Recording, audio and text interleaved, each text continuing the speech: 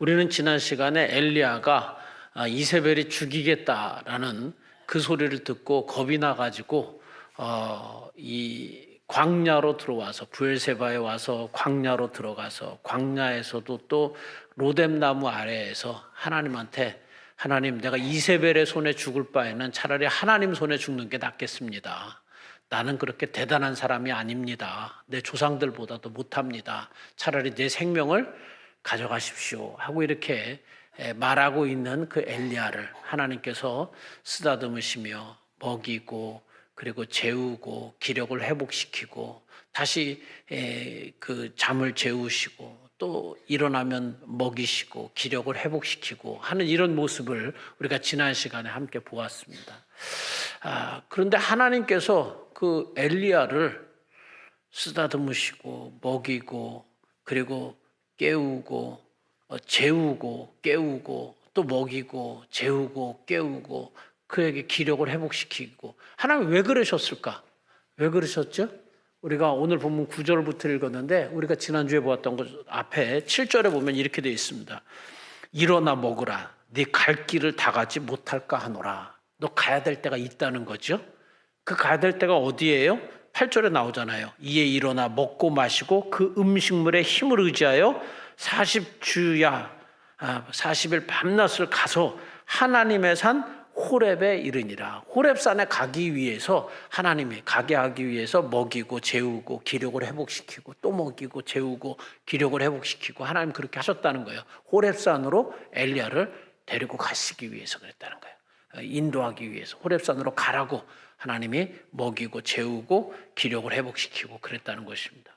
근데 성경을 조금 이제 읽어보시는 분들은 하나님 목사님 그 호렙산이 하나님한테 십계명을 받은 데가 신명기에서 보니까 그 출애굽기 20장에는 십계명을 받은 데가 시내산이라고 그러고 신명기 4장에 가니까 십계명을 받은 데가 호렙산이라고 그러는데 이 성경이 이게 잘못 기록된 데 아닙니까? 십계명을 받은 데가 왜 산이 다 틀려요? 라고 이렇게 성경을 좀 아시는 분들이 그렇게 읽어보신 분들이 그렇게 물으시는데 그것은 틀린 게 아니라 일부러 이 신명기나 열왕기상에는 오늘 여기 19장 호렙산에 일부러 호렙산으로 쓴 겁니다. 왜 일부러 호렙산이라고 이렇게 썼냐면 우리 인류가 이제 보통 4대 문명이라 그러잖아요. 그런데 메소포타미아 문명이 있고 동양으로 와서 인도의 겐지스강 그리고 중국의 황하 문명이 있다 그러고 이집트의 나일강 문명이 있다 그러잖아요. 그리고 이제 가운데 메소포타미아 문명이 있는 건데 이 문명이 인류 가운데 4곳에서 일어났는데 제일 먼저 문명이 시작된 데가 어디냐면 메소포타미아 문명입니다. 메소포타미아 문명으로부터 이제 이 동쪽으로 와가지고 인도와 중국에 그 다음에 이집트로 가가지고 나일강 문명, 유럽은 한참 후에 이렇게 그 페니키아로부터 넘어가고 그리스로 넘어가서 유럽으로 간 거니까 한참 후입니다. 인류의 문명은 제일 먼저 메소포타미아 문명으로부터 시작이 되어졌거든요. 메소포타미아의 그 고대 문명이 뭐냐면 수메르 문명이라고 얘기를 해요. 그런데 이 수메르 사람들이 최고의 신으로 치는 게 누구냐면 태양신도 아니고 달신입니다. 달신을 최고로 쳤어요. 태양은 혼자 있지만 달은 밤에 보면은요 달이 딱 있고 주변에 별들이 쫙 있잖아요. 별이 많이 보이잖아요. 그러니까 달이 이 왕이 돼가지고 수많은 장군들과 군대를 거느리는 것처럼 그 사람들은 생각을 한 거예요. 그래갖고 달신을 최고의 신이라고 이 수메르 사람들은 그렇게 쳤던 거예요. 그리고 우리는 이 달 중에서도 보름달, 이 둥근 달, 이걸 우리가 그냥 좋아하고 보름달 같이 둥근 이렇게 하지만 이 사람들은 보름달은 좋아하지 않아요. 왜냐하면 보름달부터 바로 지나면 그 다음부터 줄어들잖아요. 그러니까 기운이 세해진다고 생각을 한 거예요, 이 사람들은. 그래서 이 사람들이 좋아했던 달은 초생달이에요, 초생달. 거기서부터 달이 점점 이제 커지니까. 그래서 이 메소포타미아 문명, 그게 어디예요? 페르시아, 이란, 이라크, 사우디, 그 다음에 시리아, 레바논, 터키, 다 이쪽은 수메르 문명. 이 페르시아 문명이어가지고 이 사람들은 다 이 달, 초생달 이게 최고로 치는 거예요. 그래서 중동 이슬람 사람들이 뭐예요? 초생달이잖아요. 초생달. 터키 기에도 초생달이고 다 그 초생달입니다. 달신을 그 사람들은 메소포타미아 문명은 최고로 쳤어요. 그런데 달신을 최고로 쳤는데 그 달이 수메르 그 언어에 달이 무엇이냐면 신이라는 뜻이 신이라는 말이에요. 신. 그런데 그 신이라는 말을 이 신의 산 이게 바로 달의 산이라고 이렇게 사람들이 생각을 했던 거예요. 그렇게 불렀던 거예요. 그래서 출애굽 때는 그냥 신의 산이라고 이렇게 말을 했지만 뒤로 와가지고 신명기에 가가지고 4장에서는 야 그걸 왜 달의 산이라고 불러? 거기서 하나님의 율법도 받았잖아요. 십계명도 거기서 받았는데 그럼 달신한테 받은 거 아니야? 이렇게 되니까 그 달신이라는 말을 일부러 안 쓰려고 호렙산 호렙이라는 말은 메마른 건조한 그 땅이 그 산이 그냥 풀 한 폭이 없는 그런 메마른 산이거든요. 건조한 산이에요. 그러니까 그냥 달신한테 이 십계명을 받은 것처럼 이렇게 달의 산이라고 되니까 그것에 받은 것이라고 이렇게 여겨질 수도 있으니까 아예 그러면 신의 산이라고 쓰지 말자. 호렙산이다. 메마른 산, 건조한 산 이렇게 쓰자 해가지고 신명기 4장에 와서는 십계명을 받은 게 바로 이 호렙산에서 받았다. 그리고 열왕기상에서도 보면 하나님의 산 호렙에 이르니라 이렇게 호렙이라고 일부러 신의 산이라는 말을 안 쓰는 이런 모습을 볼 수 있어요. 이스라엘은 중동에서 아주 조그만 땅이잖아요. 그 당시에 페르시아 문명권의 가장 조그만 땅이잖아요. 근데 대제국의 신이잖아요. 그런데 그것을 이 사람들은 하나님 믿는 사람으로서 대제국의 신을 그대로 받아들일 수가 없는 거야. 그래가지고 이 사람들은 대제국의 그 어마어마한 그 신을 한낱 피조물로 추락을 시켜버리는 거예요. 하나님이 해와 달과 별을 만드셨다 해가지고 이 대제국의 그 신이라고 해도 그냥 그 권위를 추락시켜버리는. 그러니까 하나님에 대한 믿음이 있으니까 내가 대제국 이스라엘은 조그만 땅덩어리 꿀릴 게 많지만 하나님에 대해서는 내 꿀릴 게 없다 해가지고 그 대제국의 신들을 그냥 한낱 피조물로 만들어버리는 그렇게 성경을 기록하는데도 그렇게 기록했다라는 것입니다.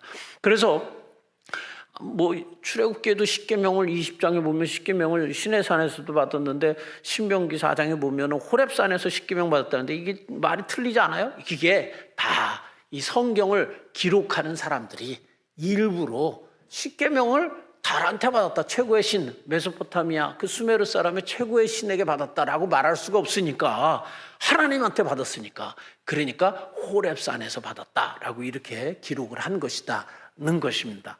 그런데 이제 그걸 보려고 했던 게 아니라 그 엘리야에게 로뎀나무 광야의 로뎀나무 아래서 차라리 하나님 내 생명을 데려가십시오. 난 지금 죽는 게 좋겠습니다. 하나님 차라리 이세벨의 손에 죽을 바에는 하나님의 손에 죽는 게 낫겠습니다. 뭐 이러고 있는 그 엘리야를 하나님이 쓰다듬어 주고 먹이고 재우고 또 일어나라고 쓰다듬어서 깨우고 그래서 또 먹인 다음에 잠들라고 또 자장가불로 쓰다듬어 주고 또 재우고 또 쓰다듬어서 깨우고 하나님 계속 그렇게 하셨는데 그렇게 하신 다음에 하나님이 뭐 하려고 그렇게 하신 거예요? 그를 호렙산으로 데리고 가기 위해서. 그럼 호렙산으로 그러고 이 엘리야를 데리고 갔으면 엘리야를 데리고 갔으면 거기 가서 뭔 대단한 일이 일어나야 되잖아요. 그죠? 그 몰몬교 사람들이 그렇게 이야기하는 것처럼 어디 가서 하나님이 파보라 그래서 파봤더니 그냥 그 몰몬경이 나왔다 뭐 이런다든가 뭐 대단한 일이 그 호렙산으로 그렇게 하나님이 데리고 갔으면 뭔 일이 일어나야 되는데 그곳에 가서 뭐 기껏이라 그러면 하나님한테 죄송하지만 뭐 기껏 우리 이해를 돕기 위해서 기껏 하나님이 하신 일이 뭐예요? 하나님 말씀하신 것밖에 없어. 아니 말씀하시려면 아니 로뎀나무 아래서도 말씀하셔도 되잖아요. 엘리야야 일어나라. 그건 말씀 아닌가? 그것도 말씀이잖아요. 그러면 하나님이 그런 말씀을 하실 거면 기껏해서 그 호렙산까지 가갖고 놀라운 뭐 어떤 역사가 일어나는 게 아니라 기껏 말씀을 하시려면 그냥 로뎀나무 아래서 해도 돼. 그런데 왜 구태여 하나님은 호렙산까지 기력을 완전히 회복시킨 다음에 그냥 40일 밤낮으로 걷게 해가지고 호렙산까지 뭐 구태여 하나님 왜 가시게 하셨을까라는 것이죠. 로뎀나무 아래서 해도 되고 뭐 한 하루나 이틀 걷다가 야 너 피곤하니까 여기서 말해줄게 그래도 되는데 하나님 구태여 이 호렙산까지 기껏 데리고 가가지고 하신 얘기가 그냥 하나님 음성을 들려준 것밖에 없어. 하나님 음성을 들려준 것밖에 없다는 거죠. 그리고 그곳에 가서도 하나님께서 그냥 그 바람, 야 엘리야 너 서 있어봐. 그래서 딱 서 있으니까 바람이 싹 부는데 바람이 산을 가르고 골짜기로 막 바람 소리가 윙윙 나는 거죠. 산을 가르고 바위를 부수는 그런 바람이 불었어. 근데 하나님이 거기서 말씀을 하지 않으셔. 그런 다음에 지진이 막 땅이 흔들리고 막 지진이 일어났어. 그런데 하나님 거기서도 말씀 안 하셨어요. 그런 다음에 불이 막 나는 거예요. 불 가운데서도 하나님이 말씀하지 않으셨어요. 하나님 어디서 말씀하셨냐? 12절에 나오는 것처럼 세미한 그 후에 세미한 소리로 하나님이 말씀을 하셨어요. 하나님 왜 그러셨을까? 아니 말씀을 하시려면 로뎀나무 아래서 며칠 걷다가 여기서 힘들으니까 여기서 말해줄게. 내 입이 근질근질거려가지고 말을 여기서 해야 되겠다. 이러고 하나님 해주셔도 되는데 구태여 40일 밤낮을 걷게 해가지고 호렙산에 가가지고 거기서 하나님이 바람 가운데서도 불 가운데서도 지진 가운데서도 말씀 안 하시고 세미한 소리로 하나님 말씀을 하셨어요. 왜 하나님이 그렇게 그 먼 곳까지 데리고 가시고 그리고 조그맣게 세미하게 그렇게 하나님이 말씀을 하셨을까? 하나님의 음성은 그냥 가만히 있을 때 들리는 게 아니라 하나님의 음성은 네가 귀를 기울여야 들리는 거다. 네가 귀를 기울여야 들리는 것이고 너의 온 에너지를 다 써가지고 들으려고 애써야 하나님의 음성이 들리는 거다. 그걸 가르치기 위해서 하나님이 일부러 거기서도 말씀하셔도 돼요. 근데 거기서 안 하시고 하나님의 음성의 그 중요성을 가르치기 위해서 하나님께서 정말 너 온 힘을 기울여서 그곳까지 가라. 기운 다 하나님 말씀을 들을 땐 그렇게 기운을 온 에너지를 다 쏟아야 그리고 들으려고 그래야 들리는 것이지. 그리고 정말 들으려고 했어야 그 세미한 소리로 그렇게 들리는 것이지 그냥 집에 가만히 있는데 그냥 차가 지나가면서 생선이 왔어요 고등어가 왔어요 이렇게 들리는 하나님 음성 그렇게 듣는 게 아니라는 거예요. 가만히 있는데 그냥 들리는 그런 소리 아니야. 밥 먹어라 뭐 이렇게 해서 들리는 게 아니라는 거죠.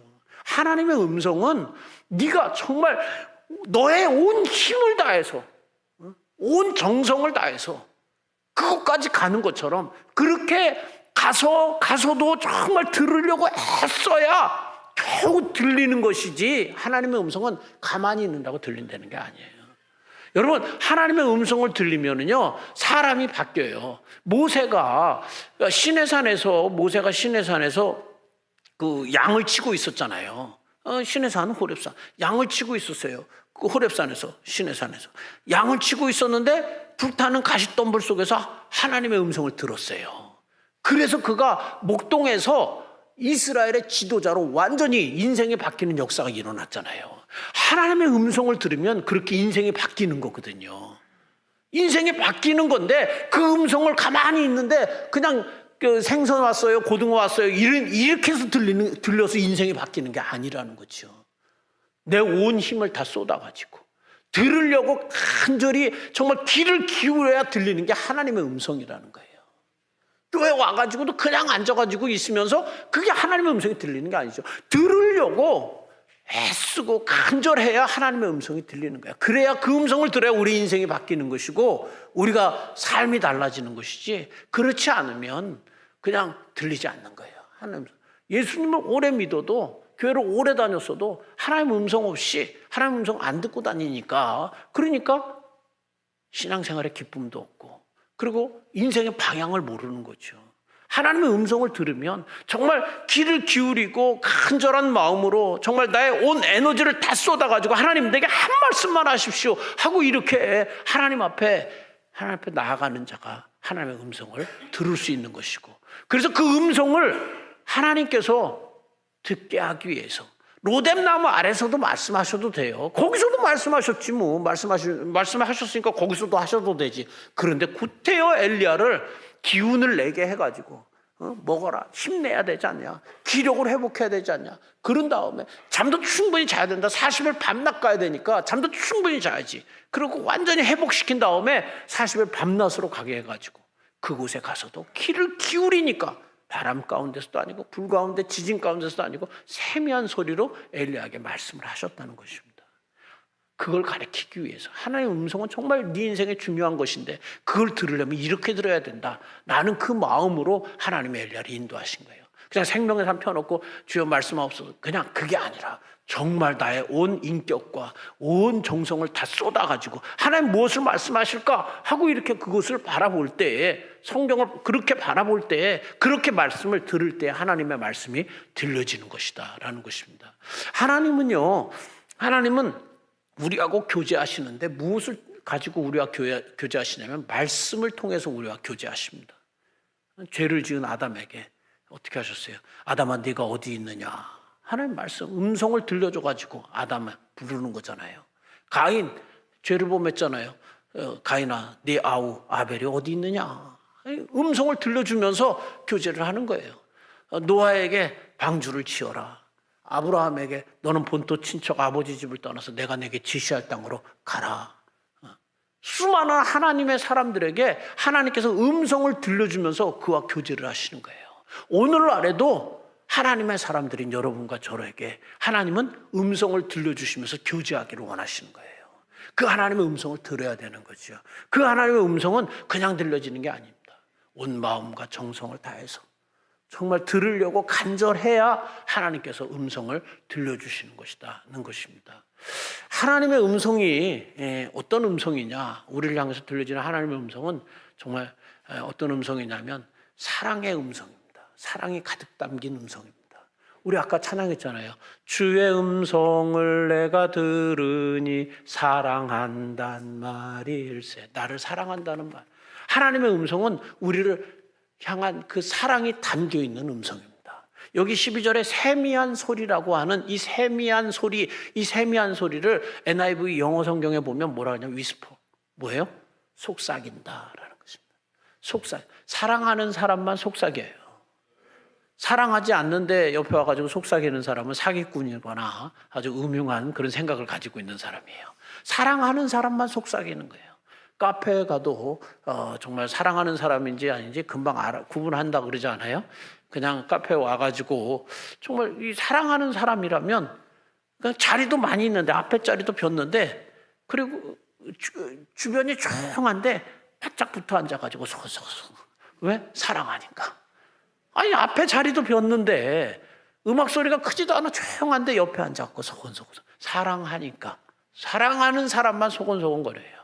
근데 남자 여자가 와가지고 앞에 서로 맞은편에 앉아가지고 그냥 차 시켜놓고 보통 이야기로 나누면 그거는 친구 아니면 동창이래요.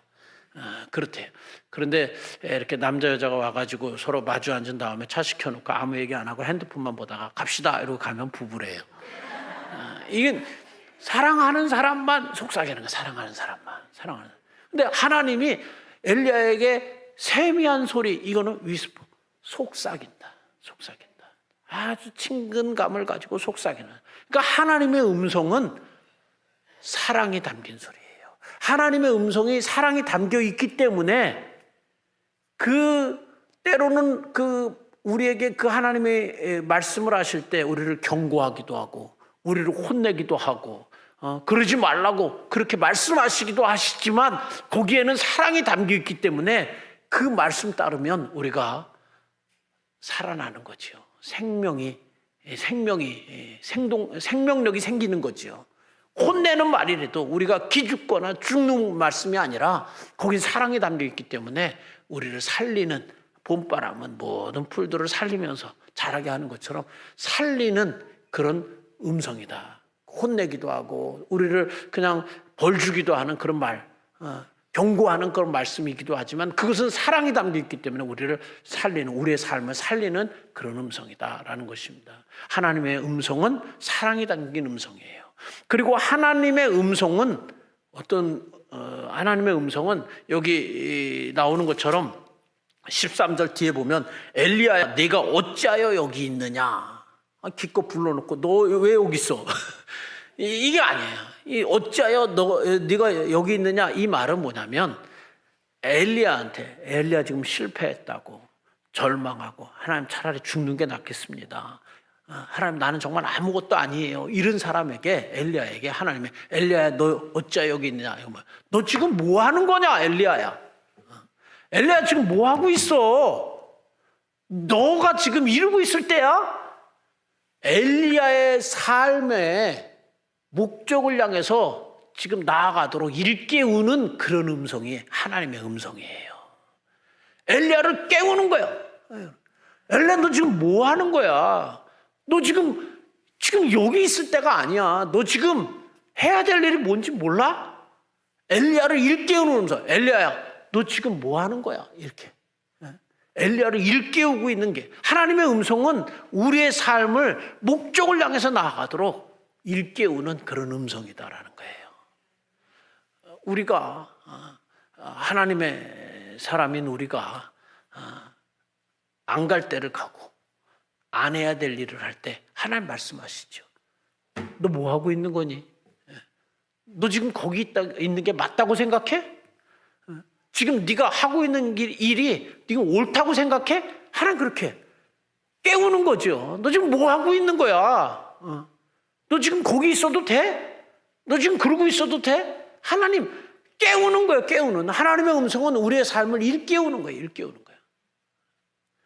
우리가 패배의식에 젖어 있고 우리가 절망 가운데 있고 또 남을 향한 분노로 가득 차 있고 상처받았다고 하고 그냥 우리가 그것 때문에 잠 못 자고 있고 그러고 있을 때 하나님이 야, 너 지금 뭐 하는 거야? 네가 지금 그렇게 하고 있는 게 맞다고 생각해? 너 지금 그러고 있는 게 그렇게 잠 못 자고 있는 게 그게 맞다고 생각해? 하나님 그렇게 말씀하시는 거죠. 너 지금 하나님의 사람인데 너 지금 해야 될 일이 뭔데 지금 그렇게 주저앉아 있는 거야? 미움으로 분노로 그렇게 가득 채워가지고 내일 일어나고 또다시 하나님의 일을 해야 될 텐데 너 지금 뭐 하고 있는 거야? 잠 안 자고 뭐 하고 있는 거야? 너 그게 하나님의 음성은 우리를 그렇게 일깨우는 그런 음성이다라는 거예요. 우리가 하나님의 음성을 들어야지요. 우리가 세상 살아가면서 한 번도 죄 안 질 수가 없어요. 넘어지지 않을 수가 없어요. 우리 다 넘어져요. 실패해요. 죄 져요. 죄 안 짓지 않아요. 다 죄를 져요. 그런데 중요한 것은 그때 그 하나님의 음성, 너 지금 뭐 하는 거니? 하는 그 하나님의 음성을 듣고 일어서는 것이 더 중요한 것이다라는 거예요. 죄를 안 짓는 것이 아니라 넘어지지 않고 실패하지 않는 게 중요한 게 아니라 실패했을 때 넘어졌을 때 너 지금 뭐 하는 거니? 네가 지금 여기 있는 게 맞아? 네가 지금 하고 있는 일이 맞아? 너 그러고 있어도 돼? 잠 못 자고 그러고 있는 게 맞는 거야? 하나님 그렇게 말씀하실 때 벌떡 일어나가지고 아니지요 하나님, 내가 해야 될 일이 있는데 하나님 내가 내 갈 길을 가겠습니다. 그 하나님이 주신 그 길을 걷겠습니다 라고 말하는 게 그게 더 중요한 것이다라는 거예요. 우리가 하나님의 사람이라면 하나님 말씀하십니다. 하나님이 그렇게 말씀하는 게 안 들린다, 그건 하나님하고 상관없는 사람이에요. 조금이라도 하나님이랑 상관이 있으면 하나님 분명히 말씀을 하세요. 너 지금 뭐 하는 거니? 그래도 돼? 그럴 수가 있어? 하나님 조금이라도 상관이 있으면 그렇게 말씀을 하세요. 그런데 대부분의 사람들은 그런 하나님의 우리의 삶을 일깨우는 말씀이 들려질 때에 조금 괴로워하다가 다시 계속 그렇게 가. 그런데 중요한 것은 그때 하나님의 말씀이 들려질 때 벌떡 일어나가지고 하나님께 돌아오고 내가 있어야 될 자리로 돌아가고 내가 해야 될 일을 하는 것이 그게 더 중요한 것이다라는 거예요. 하나님의 음성에는 우리의 삶을 일깨우는 그런 하나님의 음성은 우리의 삶을 일깨우는 음성이다는 것입니다. 마지막 그 세 번째는 하나님의 음성은 어떤 것이냐? 우리 읽어볼까요? 15절부터 18절을 읽어보겠습니다. 15절부터 18절 시작. 여호와께서 그에게 이르시되 너는 내 길을 돌이켜 광야를 통하여 다메섹에 가서 이르거든 하사엘에게 기름을 부어 아람의 왕이 되게 하고 너는 또 님시 아들 예후에게 기름을 부어 이스라엘의 왕이 되게 하고 또 또 아벨 무홀라 사밧의 아들 엘리사에게 기름을 부어 너를 대신하여 선지자가 되게 하라. 하사엘의 칼을 피하는 자를 예후가 죽일 것이요 예후의 칼을 피하는 자를 엘리사가 죽이리라.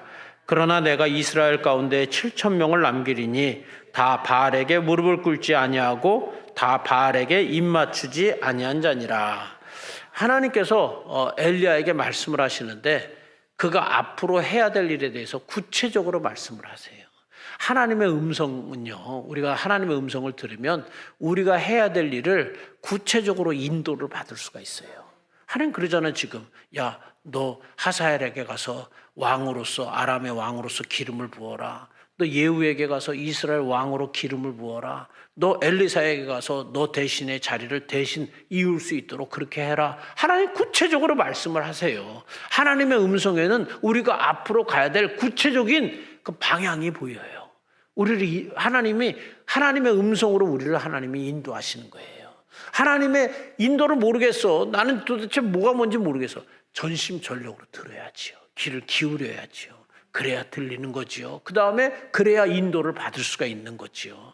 그런데 어디로 가야 될지 몰라. 뭘 해야 될지 모르겠어. 하나님 음성을 안 듣는 거죠.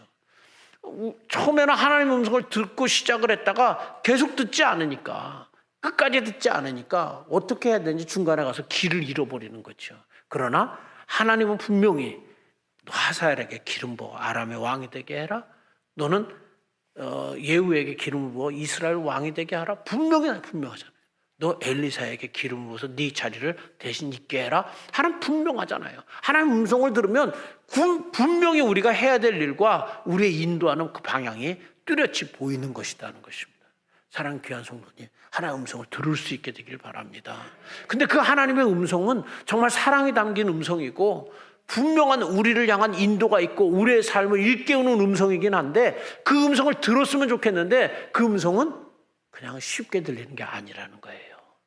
나의 온 에너지를 다 쏟아서 40일 밤낮으로 가가지고 귀를 기울여야 들리는 음성이고 정말 정말 정성을 다 기울여서 들으려고 정말 간절해야 들리는 게 그 음성이다라는 거예요. 사랑하는 귀한 성도님, 늘 하나님의 음성을 들어서 정말 생명력 있게 그리고 또 하나님 주신 그 방향을 향해서 흔들리지 아니하고 꿋꿋하게 나아가는 우리 믿음의 식구들 다 되기를 주의 이름으로 축원합니다. 기도하겠습니다. 하나님 아버지, 오늘 우리에게 주셨던 이 말씀처럼 하나님 우리에게 말씀을 들으려고 간절한 우리 하나님의 백성들에게 하나님의 음성을 들려주시어서 하나님 살아나는 역사가 있게 하여 주옵소서. 하나님, 하나님의 음성이 들려질 때 내 육신이 깨끗이 고침을 받게 될 줄로 믿습니다. 우리 가정이 회복될 줄로 믿습니다. 하나님, 내 삶이 아버지 지금보다 훨씬 나은 삶이 될 줄로 믿습니다. 방향을 잃어버리고 정말 헤매고 있는 내 인생의 길이 하나님 뚜렷하게 갈 길이 밝히 보일 줄로 믿습니다. 하나님, 하나님의 음성을 듣기에 전심전력 다하게 하여 주시고 간절한 마음으로 하나님의 음성을 듣게 하여 주시어서 하나님 정말 하나님이 쓰시는 귀하고 축복된 우리 모든 성도님들이 되게 하여 주옵소서. 예수님의 이름으로 축복하며 기도했습니다. 아멘.